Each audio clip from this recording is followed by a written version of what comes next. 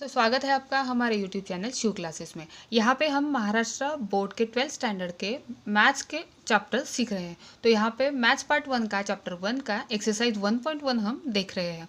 तो उसका first question हम देखेंगे, कंस्ट्रक्ट ट्रुथ टेबल। तो यहाँ पे हमें क्या करना है, ट्रुथ टेबल फाइंड आउट करना है, ये उसकी वैल्यू हमें निकालनी है। तो हम क्या करेंगे, यहाँ पे P implies Q, conjunction Q implies P। Okay, तो यहाँ पे हमें ये देखना है कि स्टेटमेंट कितने हैं और कनेक्टिव्स कितने हैं। तो स्टेटमेंट कितने हैं, स्टेटमेंट है 2 P एंड Q, और कनेक्टिव्स कितने हैं 1 2 एंड 3 कनेक्टिव्स है। ओके, तो यहाँ पे हमने क्या किया, 2 × 2 = 4 रो,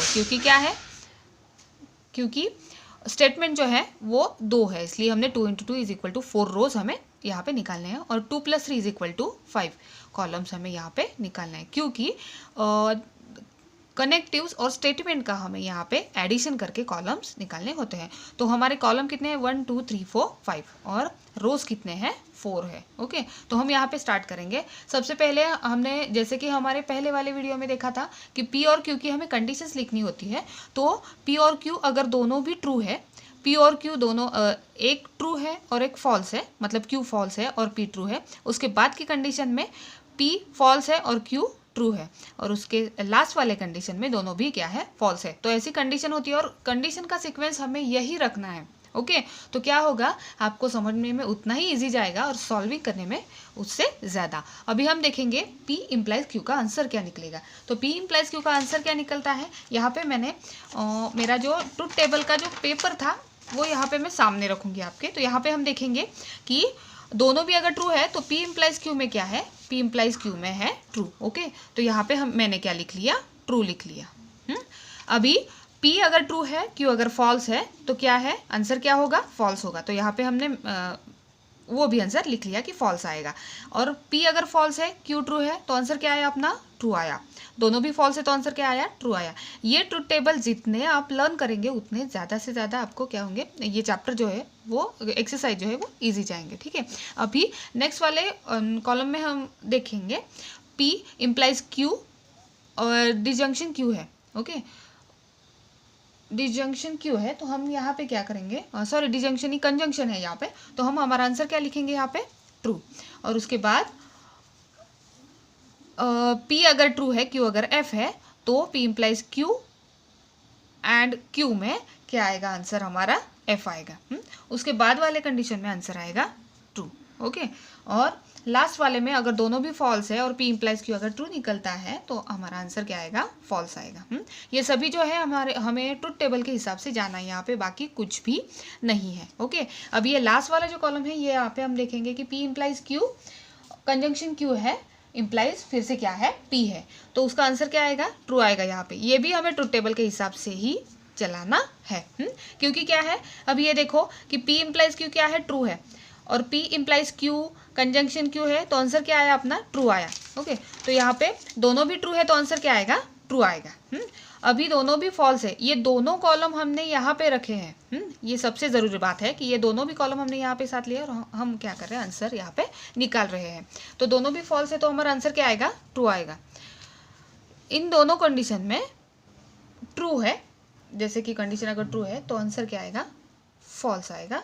और लास्ट वाले में हम देख रहे हैं T और F, P implies Q true है और P implies Q conjunction Q अगर फॉल्स है तो हमारा आंसर आएगा ट्रू। इसी तरह से हमने क्वेश्चन नंबर 1 देख लिया। अभी क्वेश्चन नंबर 1 में हमें मुझे आपको कुछ और बताना है। जैसे कि हमने कनेक्टिव्स देखे, वैसे ये कनेक्टिव जो होते हैं, सबसे पहले हमने फर्स्ट कंडीशन रखी P इम्प्लाइज Q की, उसके बाद हमने सेकंड कंडीशन रखी, और उसके बाद हमने ये पूरी जो कंडीशन थी वो रख ली। इसी तरह से हमें क्या करना है, और ट्रुथ टेबल कंस्ट्रक्ट करने हैं। ओके, अभी इसके बाद के क्वेश्चन में हम देखेंगे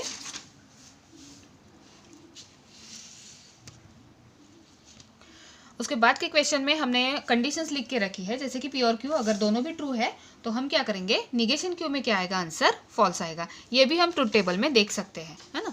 जैसे कि दोनों भी ट्रू है तो निगेशन में क्या आएगा, फॉल्स आएगा।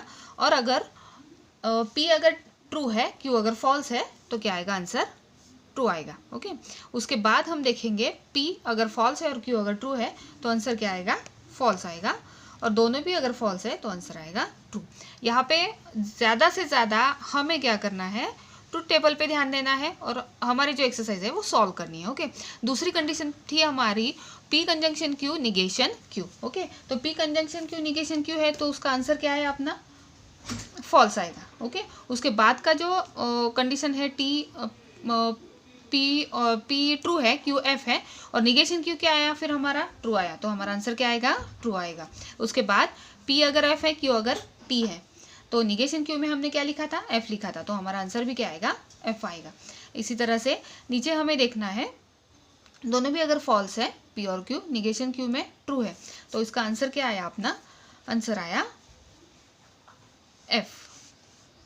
ओके, अभी ये जो है ये हम पूरा किस में देख सकते हैं, जैसे कि मैंने क्या बताया यहाँ पे कंजंक्शन के टेबल से हम ये निकाल सकते हैं। कंजंक्शन के टेबल में हम देख सकते हैं कि निगेशन क्यू और पी को हमने कंजक्ट किया तो हमारा आंसर कैसे आता है। अभी नेक्स्ट वाली कंडीशन थी पी इम्प्लाइज क्यू।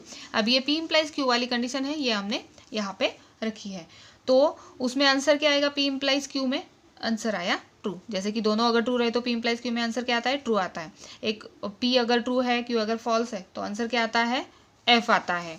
पी अगर एफ है, क्यू अगर ट्रू है, तो आंसर क्या आता है, एफ ही आता है। और पी और क्यू दोनों भी एफ है, तो आंसर हमारा क्या आएगा, ट्रू आएगा। सॉरी, यहाँ पे हमें क्या करना है, ट्रू करना है। और आगे पी कंजंक्शन निगेशन क्यू है, bye conditional P implies Q है। ओके, तो यहाँ पे हम क्या करेंगे, इन सभी की कंडीशन ध्यान में रखते हुए, जैसे कि ये सब कर लिया हमने, निगेशन क्यू कर लिया, P conjunction Q, negation Q कर लिया, पी इम्प्लाइज क्यू कर लिया। अभी ये जो सब कंडीशन है ये हमने टोटली साथ में रख के हमारा क्या करना है, आंसर हमें यहाँ पे निकालना है। तो क्या हुआ, ये एफ आया है ना। जैसे कि इन दोनों कंडीशन में अगर दो एफ है और एक ट्रू है, तो आंसर क्या आएगा, हमारा एफ आएगा। ओके, और उसके बाद पी क्यू, पी क्या है, ट्रू है, क्यू क्या है, एफ है, निगेशन क्यू ट्रू है, पी कंजंक्शन निगेशन क्यू का क्या है, ट्रू है, तो पी इम्प्लाइज क्यू एफ है। तो यहाँ पे हमें देखना है कि अगर तीन ट्रू है और 2 फॉल्स है, तो हमारा आंसर क्या आएगा, यहाँ पे हमने फॉल्स निकाल लिया। अब यहाँ पे पी में पी जो स्टेटमेंट है वो फॉल्स है, क्यू स्टेटमेंट ट्रू है, निगेशन क्यू हमारा फॉल्स है, P conjunction Q negation Q क्या है, फॉल्स है। तो उसके बाद हम क्या करेंगे, पी इम्प्लाइज क्यू हमने क्या रख लिया, ट्रू रख लिया, तो यहाँ पे आंसर हमारा क्या आएगा, फॉल्स ही आएगा। यहाँ पे चारों जो कंडीशन है वो फॉल्स ही आएंगी। ट्रुथ टेबल पे ध्यान देना है, बाकी कुछ भी नहीं है। और ज़्यादा से ज़्यादा जितना हम ट्रुथ टेबल याद रखेंगे, उस पर रिविज़न करेंगे, उतना ही ये जो एक्सरसाइज है वो आपको ईजी जाएगी। और ये हमारा वीडियो अच्छा लगा होगा तो शेयर और सब्सक्राइब करना ना भूलिएगा। थैंक